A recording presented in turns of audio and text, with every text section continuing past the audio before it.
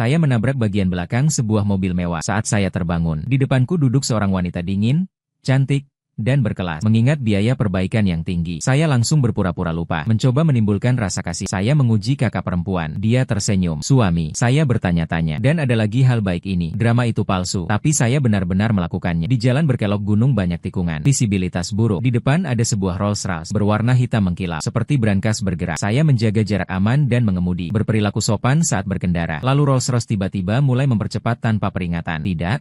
Bukan mempercepat, melainkan kehilangan kontrol. Jalurnya tidak tepat, tidak mengurangi kecepatan saat berbelok. Setir terasa seperti disolder, menyobek pembatas sisi luar. 300 meter ke depan ada tepi jalan layang tanpa jalur penyangga. Ada dua pikiran yang melintas di kepala saya. Yang pertama tidak ada hubungannya dengan saya. Yang kedua belum sempat saya pikirkan. Yang kedua, untungnya mobil saya sudah berada tepat di belakangnya saat dia berbelok. Terhenti sebentar karena gaya sentrifugal selama setengah detik. Saya menekan pedal gas sampai penuh, memanfaatkan keuntungan garis singgung pada tikungan dalam. Setir diputar lagi 30 derajat, mengarahkan ke bagian kiri belakang Rolls Royce, sekitar seperempat, menabraknya dengan sudut yang sangat tepat. Dalam fisika ini disebut torsi defleksi. Saya menyebutnya tidak bisa diganti. Saat tabrakan, Rolls Royce terhenti karena gaya dorong lateral, terlempar miring ke sisi dalam gunung, menggores satu lapisan cap, berhenti dengan stabil. Honda saya rusak total. Bersamaan dengan itu, kesadaranku kembali. Di rumah sakit, bau air disinfektan di langit-langit putih. Ada jarum menancap di punggung tangan. Aku menggerakkan sedikit. Leher masih bisa berputar. Berita baik, berita buruk. Berdiri di depan tempat tidur rumah sakit. Seorang wanita dengan tinggi kira-kira 1,7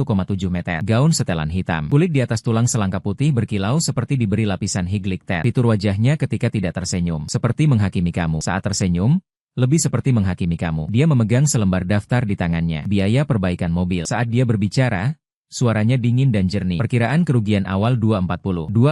Gaji bulanan saya 6.500. Tidak makan, tidak minum. Perkiraannya harus bekerja selama 30 tahun 9 bulan. Otak saya beroperasi dengan kecepatan yang belum pernah terjadi sebelumnya. Ada pengawasan CCTV. Ada dashcam. Menangis tidak sampai hanya menyisakan satu jalan. Aku perlahan mengangkat tangan menutupi dahiku. Ekspresi penuh rasa sakit. Bagaimana aku bisa di rumah sakit? Aku berkedip. Pandangan mataku melintas padanya, menciptakan kesan kebingungan yang polos. Tatapan mata yang seolah tidak mengingat apa-apa. Ekspresi ini pernah saya latih. Terakhir kali saya menjelaskan sesuatu kepada pemilik rumah. Mengapa ada lubang di dinding? Kamu adalah aku. Membuka mulut dengan susah. Suara serak. Saya menganggap kemampuan akting saya setidaknya 8 poin. Berhenti selama 2 detik. Di ruang rawat, kakak perempuan menjadi tenang sejenak. Asistennya di belakangnya. Seorang wanita cantik seperti gunung es dengan kacamata tanpa bingkai. Sudut bibirnya terlihat jelas bergetar. Namun Liu Ruyan sendiri tidak bergerak. Dia menatapku selama 3 detik. Lalu dia melakukan sesuatu yang tidak saya duga. Dia mengulurkan tangan, menolak asisten dan dokter, lalu menutup pintu. Di ruang rawat hanya tersisa kami berdua. Dia membungkuk sedikit. Bibir merahnya melengkung membentuk sebuah busuk. Lengkungan itu tidak besar, tapi cukup membuat punggungku merinding. Suamiku?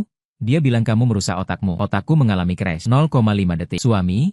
Suami siapa? Suamiku salah. Aku suami. Dia berdiri lurus dan merapikan lengan bajunya. Nada bicaranya kembali dingin seperti urusan resmi. Karena kamu tidak ingat apa-apa, maka aku akan membawamu pulang. Pulang. Rumahnya. Tagihan kompensasi mahalku. Sepertinya itu terlewat begitu saja dalam kalimat ini. Aku? Orang nomor 10, punya banyak kekurangan, tapi ada satu kelebihan, istri yang peka pada situasi. Aku memanggilnya dengan hati-hati, dia tidak menolak, bahkan sudut mulutnya semakin melengkung. Deal 0,5 mm. Rumah Liu Ruyan tidak disebut rumah, disebut manor. Villa terpisah, dengan taman dan kolam renang, garasi bawah tanah. Ada 4 mobil di garasi. Mobil termurahnya lebih mahal dari 10 kali seluruh kekayaanku. Aku memegang kantong plastik yang dibawa dari rumah sakit. Di dalamnya ada pakaian saat kejadian dan ponsel layar pecah. Berdiri di pintu masuk, merasakan angin AC sentral, seperti bermimpi. Tapi dalam mimpi tidak ada yang melemparkan dokumen ke wajahmu. Setelah melihat dan menandatangani, orang yang melempar dokumen itu adalah Bai Ningbing, asisten pribadi Liu Ruyan. Dia berdiri di depanku. Tatapan di balik kacamata tanpa bingkai bisa membekukan orang menjadi patung es. Dari pertemuan sampai sekarang, dia melihat ekspresiku selalu sama, seperti melihat kucing liar yang masuk ke restoran mewah. Aku membuka dokumen. Perjanjian pranikah halaman 23. Aku menelusuri poin pentingnya. Durasi kontrak 1 tahun. Gaji bulanan 5. Tugasnya adalah berperan sebagai suami Liu Ruyan di depan umum. Dilarang mengungkapkan isi kontrak. Tidak boleh mengklaim kepada publik bahwa memiliki hubungan kepentingan dengan grup Liu. Saya belum melihat denda pelanggaran. Denda pelanggaran takut mengganggu tidur. Jadi saya mengurus dokumen. Saya adalah suami palsu. Bai Ningbing tanpa ekspresi. Kamu adalah perisai. Bos Liu membutuhkan identitas sebagai suami untuk mengatasi tekanan keluarga soal pernikahan dan aliansi bisnis. Hanya itu saja. Juga menimbulkan hayalan yang tidak perlu. Hayalan yang tidak perlu. Kamu berbicara seolah-olah saya akan berhayal. Saya melihat lagi gaji bulanan biru 50.000 yang bagus. Saya akan sedikit berhayal. Saya menepuk dada saya. Saya menampilkan senyum yang tulus dan profesional kepadanya. Ambil uangnya dengan tenang untuk mengurus urusan. Saya pasti adalah perisai paling profesional. Pandangan Bai Ningbing ke arah saya kembali dingin lagi. Kamarmu berada di sisi timur lantai 2. Terpisah 3 kamar dari kamar tidur Bos Liu. 3 kamar jarak aman. Masuk dengan wajar. Hari pertama saya sudah masuk ke kondisi. Dapurnya terbuka. Peralatannya lengkap. Dari mesin stimbake hingga mesin air berkarbonasi. Semua ada. Saya tidak tahu cara menggunakan satupun dari barang-barang ini. Tapi saya mengenal kompor dan panci. Pukul 6.30 pagi. Saya menyiapkan sarapan. Mie tomat telur dan telur dadar. Jus jeruk segar. Tidak ada yang istimewa. Tapi rasanya tidak masalah. Saya pernah bekerja di warung kecil. Keahlian dasar mengaduk wajan masih ada pada Liu Ruyan. Jam 7 turun ke bawah. Dia mengganti pakaiannya. Kemeja sutra berwarna krem. Rambutnya tergerai. Lebih lembut dibanding kemarin di rumah sakit, menambah satu kesan yang tak dapat dijelaskan. Jika dijelaskan, jadi tidak profesional. Dia melihat sarapan di atas meja, berhenti sejenak selama 1 detik. Apa yang kamu buat? Saya mengelap tangan. Sayang, mau makan apa pagi ini? Bisa dibilang sebelumnya saya harus cepat menyesuaikan diri dengan peran. Dia duduk, mengambil sumpit, dan mengambil sejumput mie. Tidak memberi komentar, tapi dia menghabiskan seluruh mangkuk. Saya mengingatnya, kecepatan makannya tidak cepat, tapi tidak ada yang tersisa. Mie telur tomat bisa tetap ada di menu. Lihat. Saya orang yang sangat serius dalam melakukan apapun, termasuk menjadi suami yang mengurus rumah. Hari ketiga, rutinitas pasangan kami sudah menjadi satu prosedur tetap. Pagi-pagi saya memasak, dia makan, dia pergi kerja. Saya bilang hati-hati, dia lembur dan pulang larut. Saya memanaskan sup, meletakkannya di atas meja. Prosedur standar, tidak ada bulan terlihat. Sampai malam itu, dia lembur sampai jam 11 baru pulang. Saya menonton TV di sofa ruang tamu. Sebenarnya saya menunggunya, tapi kalau ada yang tanya saya menonton TV. Saat dia masuk, langkahnya lebih lambat dari biasanya. Suara sepatu hak tingginya tidak lagi berderak. Sedikit lelah. Saya tidak berkata apa-apa. Saya bangkit pergi ke dapur mengambil sup. Saat kembali, dia sudah duduk di sofa. Mantelnya belum dilepas. Matanya tertutup. Kepalanya sedikit bersandar pada bantal. Saya meletakkan sup di atas meja kopi. Sup. Dia membuka mata dan menatap saya selama 1 detik. Lalu dia melakukan sebuah gerakan. Dia menggeser sedikit ke samping, membuat ruang kosong. Maksudnya agar saya duduk. Saya duduk, menjaga jarak. Jarak yang ditetapkan oleh kontrak orang dewasa yang wajar. Dia mengangkat mangkuk sup dan meminumnya 1 teguk. Lalu bersandar kembali ke bantal. Pundaknya berada sekitar 15 cm dari saya. 10 cm. Dia mendekat. Bukan jenis bersandar yang disengaja, melainkan jenis bersandar yang tubuhnya secara alami miring setelah sangat lelah. Bahunya menyentuh lengan saya. Rambutnya menyapu lengan baju saya. Ada aroma yang sangat ringan. Saya tidak bergerak. Detak jantung naik dari 72 menjadi kira-kira 90. Reaksi fisiologis normal? Mungkin 95 juga normal. Dia tidak mengalihkan. Saya juga tidak. Ini tidak dianggap melanggar batas. Dalam kontrak tidak ada ketentuan jarak aman bahu. Saya sudah memeriksa apakah kamu memiliki perasaan tidak semestinya terhadap Bos Liu. Bai Ningbing pada hari kelima secara resmi memberi saya peringatan. Lokasi. Dapur. Waktu. Pukul 6 pagi. Saya sedang menggoreng telur. Tidak, saya bilang saya sedang menggoreng telur. Kamu membuat sarapan selama 5 hari berturut-turut. Setiap hari mengganti variasi. Hari ini juga menata piring. Dia menunjuk pada wajah tersenyum yang digambar dengan saus tomat di piring saya. Ini bukan isi yang diminta dalam kontrak. Ini adalah etika profesional. Profesi kamu adalah perisai, bukan koki pribadi. Sebuah perisai yang baik harus memuaskan pemberi kerja dalam segala aspek. Cukup. Dia menyesuaikan kacamatanya. Ingat identitasmu. Dia pergi. Saya menundukkan kepala dan melihat wajah tersenyum di piring. Baiklah, saus tomatnya agak berlebihan. Saya diam-diam menelepon Hikiang. Hikiang adalah teman kecil saya yang membuka bengkel. Berita cepat. Pikiran tidak terlalu cepat. Kamu bilang apa? Suara dia di telepon terdengar terpotong. Kamu dibawa pulang oleh seorang wanita kaya. Gaji bulanan 50.000. Tinggal di villa. Berbicara pelan. Bro, volume suaranya malah naik. Kamu ini dipelihara secara finansial. Ini hubungan kerja kontrak. Bukankah itu pemeliharaan tingkat tinggi? Ajar aku cepat. Saya juga ingin dipelihara. Saya menghubungi kamu supaya membantu saya menyelidiki seseorang. Dari terdiam 2 detik.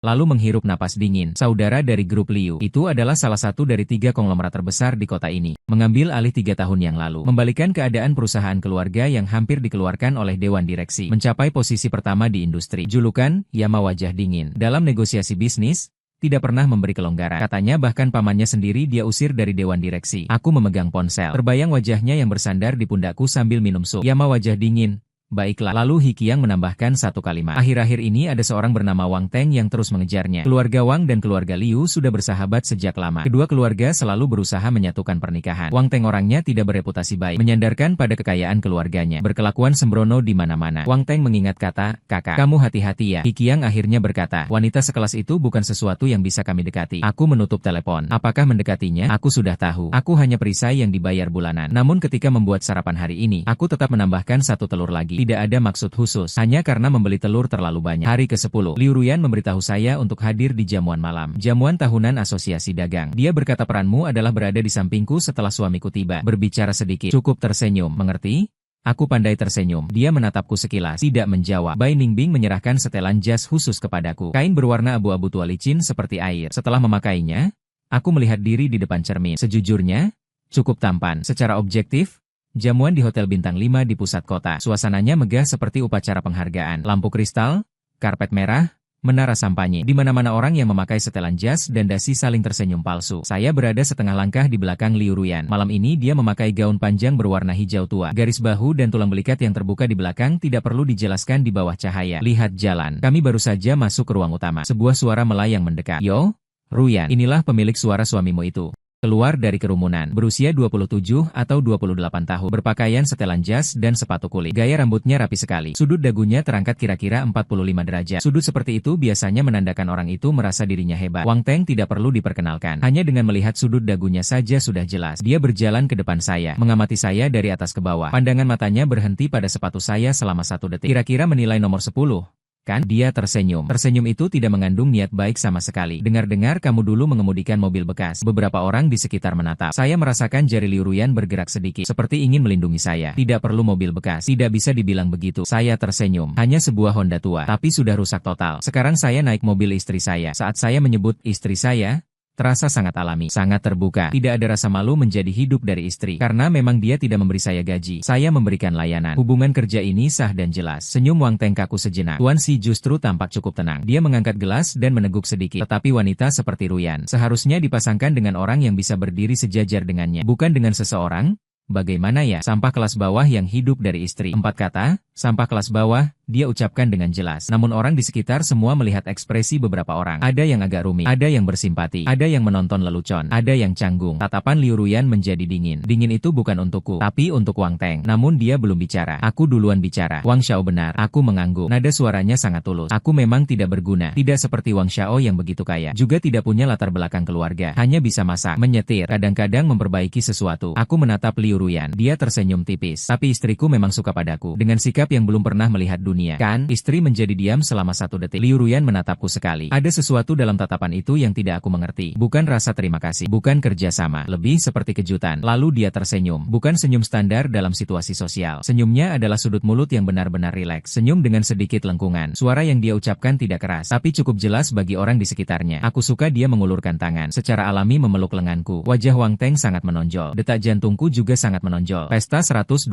terhenti. Liu Ruyan meninggalkan tempat untuk menyiapkan presentasi tender. Bai Ningbing menemukan aku. Ekspresinya lebih dingin dari biasanya. PPT tender Liu Zong ada masalah. File telah diubah orang. Tidak dapat membuka file. Apa maksudnya? Ada orang yang menyisipkan kode berbahaya di sistem backend. Mengunci hak akses file. Orang dari Departemen Teknik sedang menangani. Namun masih ada 15 menit untuk presentasi tender. 15 menit. Saya melirik ke arah meja utama. Wang Teng sedang memegang gelas minuman. Mengobrol dan tertawa dengan beberapa orang. Tertawa dengan santai. Terlalu santai. Komputer itu diberikan kepada saya. Bai Ningbing ragu sejenak lalu memberikannya kepada saya. Saya mengulanginya sekali lagi. Saya datang karena ekspresi saya berbeda dari biasanya. Tidak menanyakan lebih lanjut. Membawa saya ke ruang istirahat belakang. Di dalamnya, Liu Ruyan ada sebuah laptop yang terbuka. Di layar muncul jendela peringatan merah. Dia melihat saya masuk. Mengernyitkan alis sedikit. Kenapa kamu membuat saya melihat? Saya duduk. Jari saya menempel di keyboard. Penguncian file seperti ini bagi orang biasa adalah jalan buntu. Tapi kebetulan, dulu saya tidak hanya kuliah di Universitas Honda yang rusak. Sebelum putus kuliah, saya belajar komputer selama 2,5 tahun. Tanpa mendapatkan gelar. Tapi ada hal-hal yang dipelajari tidak bisa dilupakan. Saya membuka command line. Melewati antarmuka izin frontend. Langsung memeriksa struktur enkripsi file dari level bawah. Kodenya tidak terlalu canggih.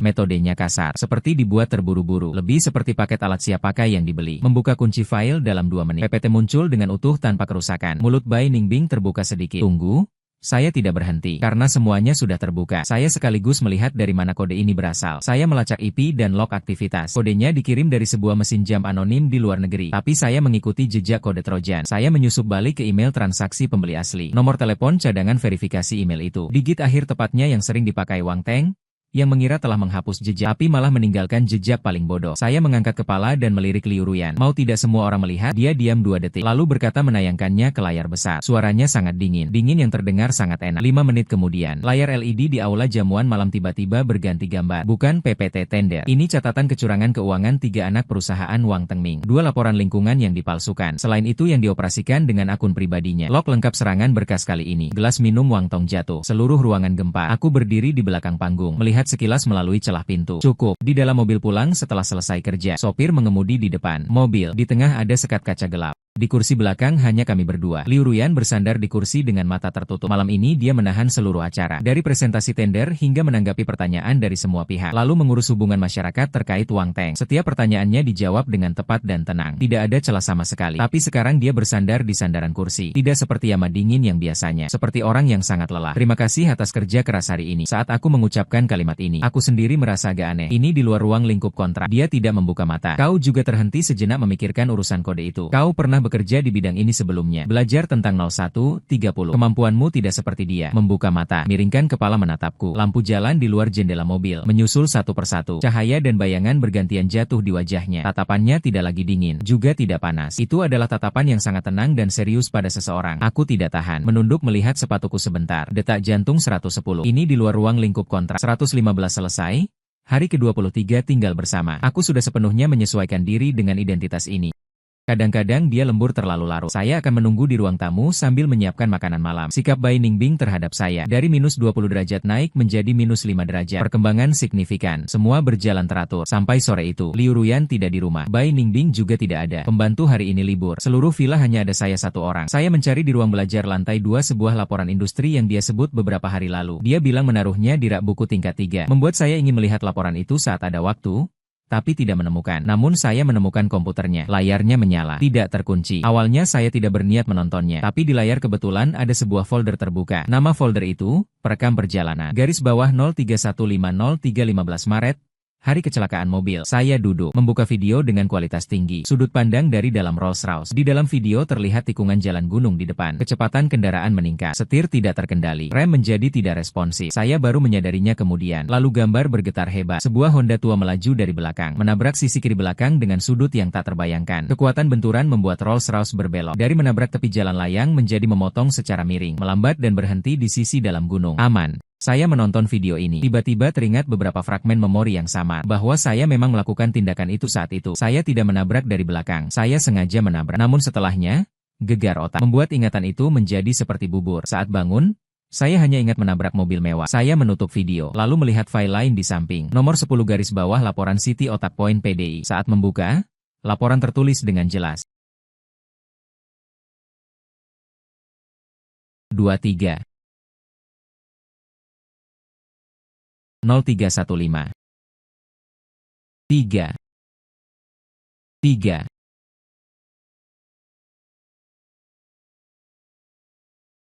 200. Saya tidak meninggalkan nama, juga tidak meninggalkan nomor telepon. Karena saat itu saya mengira ini hanya hal kecil. Tapi foto terakhir yang saya temukan tentang gadis itu adalah foto sampul sisi yang buram diambil dalam hujan. Sisi wajah saya. Dia mencari saya selama 3 tahun. Saya menutup komputer, duduk di kursi ruang belajar, menatap langit-langit sambil melamun. Informasinya terlalu banyak. Dia tahu saya berpura-pura lupa. 23 tahun yang lalu saya pernah menyelamatkannya. Ketiga, dia terus mencari saya. Keempat, pada hari kecelakaan mobil, bukan saya yang menabrak dari belakang, tapi saya yang menyelamatkannya. Remnya diutak-atik oleh Wang Teng. Saya menggunakan satu tabrakan tepat untuk menghentikan mobil yang tidak terkendali. Kelima, semua kerjasamanya hanyalah bagian dari rencana. Mengalir bersama arus. Semua bukan keputusan dadakan, melainkan sudah direncanakan lama. Saya duduk lama. Lalu saya mendengar suara pintu dibuka dari bawah. Itu dia kembali. Suara sepatu hak tinggi mengetuk lantai. Dari jauh ke dekat, naik tangga. Pintu ruang belajar terbuka. Dia berdiri di pintu. Melihat saya duduk di depan komputernya, dia berhenti sejenak. Pandangan melintas ke komputer, melintas ke ekspresi saya. Dia mengerti semuanya, tapi dia tidak menjelaskan. Dia bersandar pada kusen pintu sambil menatap saya. Tatapannya sangat tenang, seperti orang yang sudah lama menunggu. Akhirnya menunggu momen ini. Saya membuka mulut. Ada banyak hal yang ingin saya katakan, tapi pada akhirnya hanya mengucapkan satu kata, "So," yang sedang dipanaskan di dapur. Dia menunduk dan tersenyum. Bukan senyum sosial semacam itu. Bukan senyum dingin. Lengkungan tipis bibir Yama itu memang nyata. Sedikit. Senyum yang membuat mata melengkung. Detak jantung saya 130. Tidak termasuk dalam ruang lingkup kontrak. Tidak ada sama sekali. Wang Teng belum menyerah. Urusan jamuan malam membuatnya kehilangan muka di kawasan bisnis. Harga saham perusahaan miliknya turun 15%. Keluarga internal juga mulai menekannya. Apa yang bisa dilakukan seorang anak kaya yang dipaksa terburu-buru? Jawabannya adalah hal bodoh. Hari itu saya keluar untuk membeli sayur. Ya?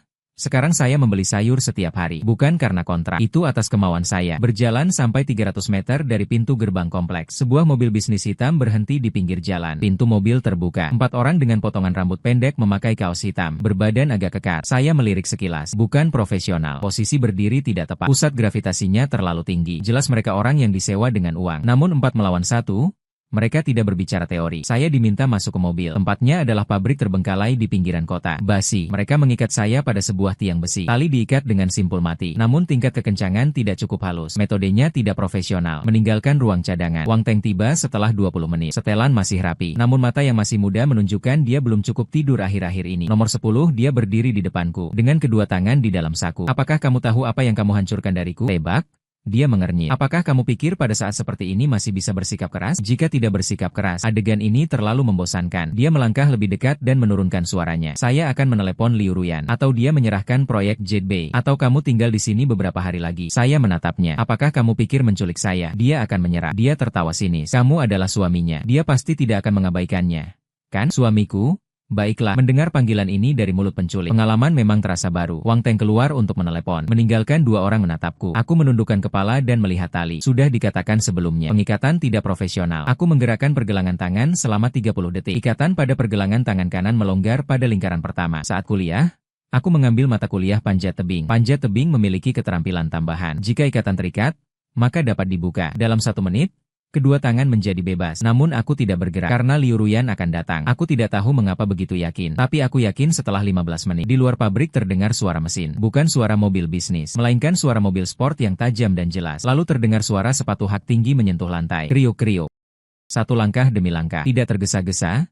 Tidak lama. Pintu besi pabrik didorong terbuka. Suara logam menggores lantai bergema di dalam pabrik yang luas. Liu Ruyan masuk. Sendirian, jas hujan hitam, rambut diikat, menampakkan seluruh wajah. Ekspresinya sangat dingin, bukan dingin terhadapku, tapi dingin terhadap musuh. Wajah dingin Yama memang tidak berlebihan. Wang Teng keluar dari samping, mencoba tetap tenang. Ruyan, mari kita bicarakan pembebasan. Dia hanya mengucapkan 2 kata. Kau pikir kau masih punya modal untuk bernegosiasi? Pembebasan proyek Emerald Bay. Dia mengulanginya lagi. Nada suaranya tidak berubah, namun suhu suaranya turun beberapa derajat. Wajah Wang Teng berubah. Jangan tidak mengerti. Menghargai saya? Ada kata-kata yang belum selesai dia ucapkan. Karena memanfaatkan perhatian mereka. Semua terpesona oleh kemunculan tiba-tiba Liu Ruyan. Saya dengan cepat memutar pergelangan tangan. Sepenuhnya melepaskan tali yang sudah saya lepas dari simpul mati sebelumnya. Saya langsung berdiri. 2 orang yang menjaga saya. Belum pulih dari efek intimidasi Liu Ruyan. Terkejut sejenak. Cukup dengan 1 kali itu. Saya sudah melaporkan ke polisi. Saya bukan orang yang pandai bertarung. Tapi tingkat orang-orang ini juga tidak tinggi. Kontrol jarak dekat. Dengan tangan kiri, pegang pergelangan dan putar. Siku kanan memukul menyamping. Yang pertama jatuh. Yang kedua menyadari dan menyerang. Saya memutar badan menghindar. Dengan memanfaatkan momentum, saya menendang ke sela lututnya. 3 detik. Kedua orang di sisi Liu Ruyan sekaligus menggerakkan jasnya. Di bawahnya terpasang alat kejutan listrik. Alat pertahanan diri yang sah. Tapi waktu dan sudut pemakaiannya sangat tepat. 2 orang lain yang dibawa Wang Teng menyerbu. 1 orang tersengat listrik. 1 lagi saya kunci dari belakang. Lehernya ditekan ke tanah. Kurang dari 30 detik total. Wang Teng berdiri sendirian di tempat. Warna wajahnya berubah dari putih ke merah lalu kembali putih. Liu Ruyan menepuk-nepuk jasnya seolah mengusir debu yang tidak ada. Mendekat ke depannya. Wang Teng berkata dengan suara pelan. Tentang insiden mobil yang hari itu saya menginjak rem. Saya memiliki bukti lengkap. Perusakan sengaja pada dokumen tender. Saya memiliki log operasi. Rekaman seluruh proses penculikan hari ini. Dia mengangkat tangan dan menggoyangkan ponselnya. Kamu ingin membicarakannya di pengadilan? Bibir Wang Teng bergerak 2 kali, tanpa mengeluarkan suara. Lalu dia duduk di tanah, seperti mesin yang diputuskan listriknya. Polisi datang dengan cepat. Lagi pula Liu Ruyan sudah melaporkan sebelum keluar. Saya datang ke sini hanya untuk memastikan tidak ada yang terjadi sebelum polisi tiba. Dan saya kira lampu merah biru di luar pabrik berkedip. Wang Teng dan orang-orangnya dibawa pergi. Di halaman pabrik yang ditinggalkan, hanya tinggal kita berdua. Angin malam bulan April cukup sejuk. Aku bersandar pada dinding pabrik sambil menatapnya. Dia berdiri 3 meter jauhnya. Kerah jas hujan berdiri tegak. Sehelai rambut terbang terbawa angin. Kamu sudah lama mengenaliku. Benarkan? Aku berbicara. Dia tidak berkata apa-apa. Malam hujan 3 tahun lalu adalah kecelakaan mobilmu. Hari itu rem mobilmu tidak berfungsi. Aku menabrak dan menghentikan mobilmu dengan tangan dan kaki. Sejak awal kamu sudah tahu aku belum terbiasa. Bahkan kecelakaan sekalipun adalah taktikmu yang memanfaatkan situasi. Dia bersandar pada dinding di seberang. Kedua lengan melilit di depan dada. Kamu sendiri yang dulu memanggilku kakak untuk berpura-pura kecewa dan menipu. Kamu tahu jelas aku sedang berakting. Kamu masih menyebutku suami. Bukankah kamu senang berakting? Lalu bagaimana denganmu? Aku bertanya. Apakah kamu senang berakting? Dia terdiam 2 detik. Angin kembali berhembus. Aku tidak berakting. Suaranya tidak keras, tapi aku mendengarnya dengan jelas. Detak jantung 140 atau 150. Tanpa menghitung waktu. Tidak yakin jarak 3 meter yang kutempuh. Aku melangkah kira-kira 5 langkah. Berdiri di depannya. Perjanjian dibatalkan. Aku berkata aku tidak akan menjadi perisai lagi. Dia mengangkat matanya menatap mataku. Di bawah cahaya lampu jalan dan lampu mobil polisi yang bersatu. Tidak lagi terasa dingin. Lalu kamu ingin menjadi apa? Aku mengulurkan tangan dan memeluknya. Tubuhnya kaku sejenak. Lalu dia melonggarkan dan menempel pada diriku. Dahi menempel pada tulang selangkangku. Bahu di bawah jas hujan sangat sempit. Bahu Yama yang dingin lebih sempit dari yang kupikirkan. Bukankah kamu yang mengatakan itu? Aku menunduk. Suaraku teredam di dalam rambutnya. Suami? Dia tidak mengangkat kepala, tapi aku merasakan dia tersenyum. Getaran halus yang datang dari pakaiannya. Rekor baru 160. 2 minggu kemudian, kami sudah mengurus akta nikah. Benar? Akta merah dari kantor urusan sipil itu cuma 9 yuan. Biaya administrasinya 9 yuan. Dalam pernikahan ini, saya yang membayar. Satu-satunya uang yang saya keluarkan. Bai Ningbing berdiri di pintu kantor urusan sipil dengan ekspresi yang rumit. Sorot matanya sudah lama tahu ini akan terjadi, tapi dia masih belum mau menerimanya. Di antara mereka terus bolak-balik. Kikiang di sebelah berteriak-teriak. Katakan saja kamu ditanggung hidupnya. Sekarang sudah baik. Langsung jadi resmi? Bro, kamu adalah mentor hidupku. Diam. Ipar? Halo Ipar. Selamat tahun baru. Ipar. Bai Ningbing melirik Hikiang. Hikiang diam. Kekuatan gunung es berlaku untuk semua gender. Liu Ruyan keluar sambil memegang akta merah. Membukanya dan melihat sekilas. Lalu memberikannya kepadaku. Simpannya. Aku menerima 9 yuan. 2 akta merah. Sebuah pernikahan yang dimulai dari tipuan tidak ada yang buruk. Dia berjalan ke samping mobil. Membuka pintu mobil. Berbalik dan menatapku. Pergi. Pulang ke rumah memasak. Aku mengikutinya. Buat apa? Mie tomat telur saja. Dia tidak bilang baik, juga tidak bilang buruk, tapi sudut bibirnya sedikit melengkung. Aku memasukkan akta merah ke dalam saku, duduk di kursi penumpang depan. Cahaya matahari sangat bagus. Hari-hari di luar kontrak resmi dimulai.